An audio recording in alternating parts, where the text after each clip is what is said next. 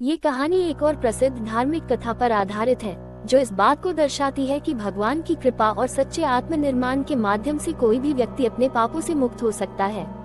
इसे एक प्रसिद्ध भारतीय कथा के रूप में माना जाता है, जो दिखाती है कि कोई भी व्यक्ति अगर अपने जीवन में बदलाव लाने की पूरी कोशिश करता है, तो उसे भगवान का आशीर्वाद और शांति प्राप्त होती है।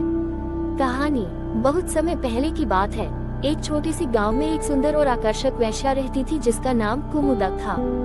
वह एक गरीब परिवार से थी और जीवन की कठिनाइयों ने उसे इस व्यवसाय की ओर खींच लिया था। कुमुदा का दिल बहुत अच्छा था, लेकिन परिस्थितियों ने उसे वह रास्ता अपनाने पर मजबूर किया जो समाज में गलत माना जाता था। उसकी सुंदरता और आकर्षण के कारण उसे बहुत सारे ग्राहक मिलते थे, लेकिन वह भीतर से हमेशा दुखी रहती थी। वह जानती थी कि उसका जीवन पापों से भरा हुआ है, लेकिन वह अपने पापों को कैसे धो सकती थी, इसका कोई रास्ता उसे नहीं मिल रहा था। कुमुदा की एक मित्र थी, जो एक साध्वी थी और हमेशा अच्छे कार्यों में व्यस्त रहती थी। वह कुमुदा से अक्सर कहती, तुम अच्छे कर्म करो, भगवान तुम्हारे पापों को माफ कर देंगे। तुम्हारे जीवन का उद्देश्य सिर्फ खुद की सेवा करना नहीं है, बल्कि दूसरों की मदद करना है।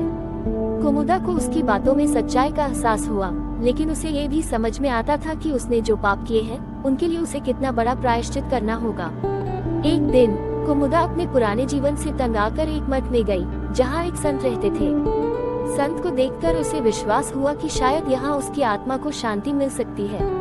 उसने संत से कहा, प्यारे गुरु, मेरा जीवन पापों से भरा हुआ है। मैं कैसे अपने पापों का प्रायश्चित कर सकती हूँ?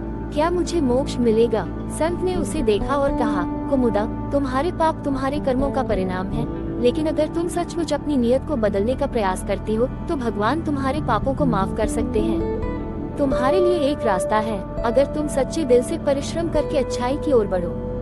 संत की बातों ने कुमुदा के दिल को छुआ और उसने ठान लिया कि वह अब अपने जीवन को बदल देगी। वह मठ में रहने लगी और संत की देखरेख में अच्छे कर्म करने की कोशिश करने लगी। उसने अपने जीवन से पापों को छोड़ दिया और दिन रात गरीबों की मदद करने, भूखे लोगों को खाना देने और समाज की सेवा करने का वचन लिया।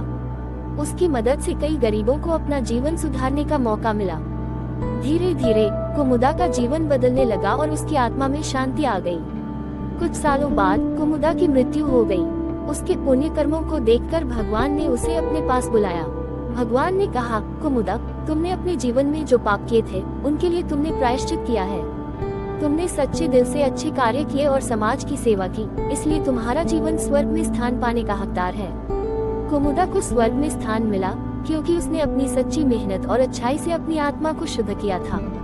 भगवान ने उसे पूरी तरह से माफ कर दिया और उसे एक नया जीवन दिया। शिक्षा, ये कहानी हमें ये सिखाती है कि हर व्यक्ति में सुधार की क्षमता होती है, चाहे उसका अतीत कितना भी पापपूर्ण क्यों न हो।